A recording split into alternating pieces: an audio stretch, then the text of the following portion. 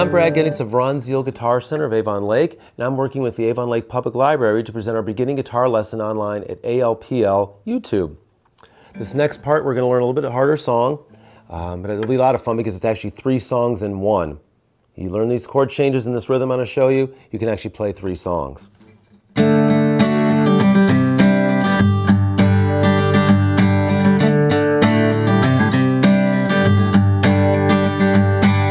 Some of you might notice that song was Sweet Home Alabama by Leonard Skinner, but it's also Kid Rock's All Summer Long, and it's also Warren Zevon's Werewolves in London. Now as I play, you probably hear all those now.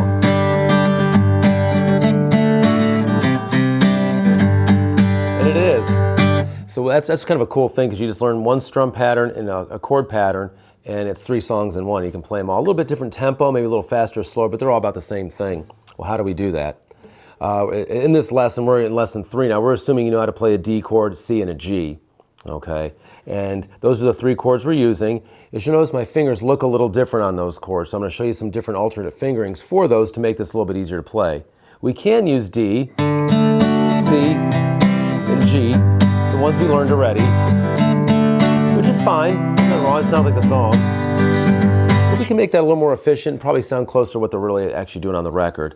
They're both playing D, so it's 2 strums on D. I'm going to break it down small, then I'm going to show you that strum pattern. 2 strums on D. Then we're going to what we call like a C9 chord. And what does a C9 chord look like? Well, if you play your regular G chord, we bring everything in closer. Okay, I'm squishing them in closer to the skinnier strings, right in the middle, and I'm putting my pinky on top. I just like that high ring on that. So it kind of looks like a G chord, but my fingers are moved towards the floor 1 string on the 2nd and 3rd frets of the bottom 2 strings, as you'll see. That's my normal G. I brought them down 1. Okay, then I'm just going to go regular G chord, and I like to keep my pinky on top of that. The chart you've probably learned shows your G chord like this, with my 3rd finger on the top skinny string at the 3rd fret. I like putting both those guys up there. Okay, neither way is right or wrong. There's several ways to play a G chord. I've seen G like this. You can play G like this. You can play G like this, which is what I do all the time. And we put that in there. So there's like 3 or 4 different ways to play the G chord right there. And none of them are wrong. They're all fine.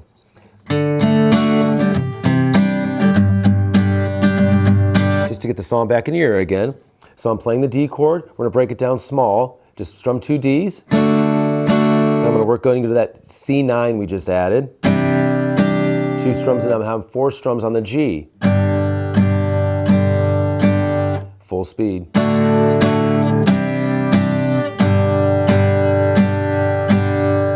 You can kind of tell it's the song a little bit, but the rhythm's not there and the strum pattern's not there. That's what makes the song. But you have to be able to switch the chords first in order to make it sound like the song, so we don't even worry about the strum pattern yet. Until you can do this, nice and smooth, don't worry about the strum pattern yet. So you may just have to pause the video and stop and practice this. Just get this down. There's no cheating this, I can guarantee you that. There's no faster way to do it than what we're showing you. Okay? 2 Ds, 2 C9s, and 4 Gs is the first way to get the parts going. Now once we got that going pretty good, we're going to learn how to strum this.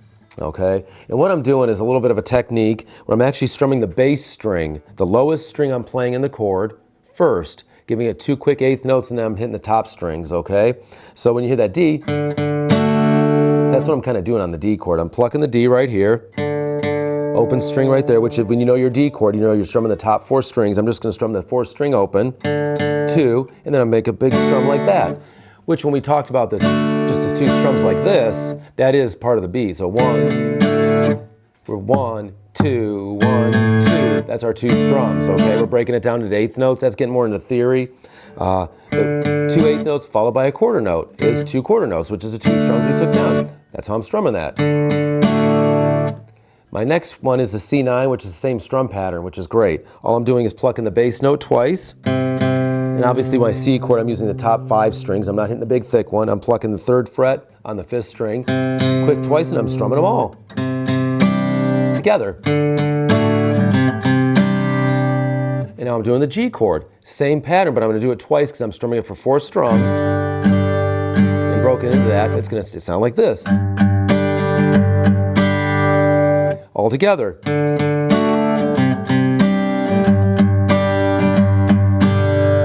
If you can get it sounding like that, that's great. And you can hear when I'm playing it all the way up to speed. I'm putting some other percussive things in there, which takes a lot of practice, and that comes with time. I could probably demonstrate exactly every little nuance I'm doing there, but it'll sound too mechanical. When the feel comes, you'll be able to do it.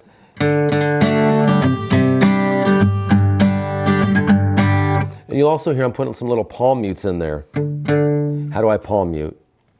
I'm resting the palm of my hand right here, right above that little saddle piece, the white saddle piece, just resting right there. Same on an electric guitar. I'm not going over here because it'll choke the note. If I back up too far, it rings open. So I just get a little bit of it in there.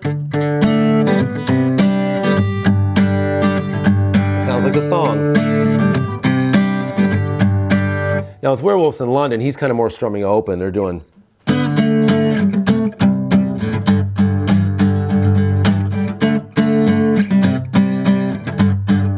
They're doing a shuffle pattern, which is really hard to reach. You can play the same thing with doing what we're doing here.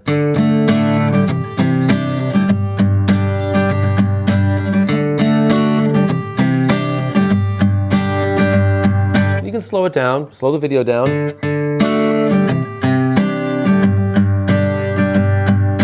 As you get more comfortable, you can put the extra strums in there like I'm doing.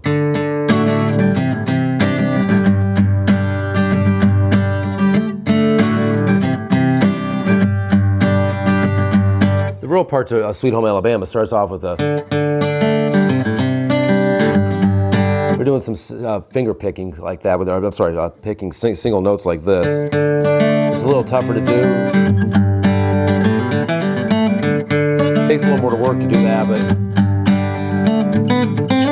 if you want to learn that, you can see where my little fingers were at there. That's kind of hard to do in a short little lesson, but gives you the idea of what's going on there. You should have a lot of fun with them. This is a really good one. I hope you enjoy that, and we'll see you next time.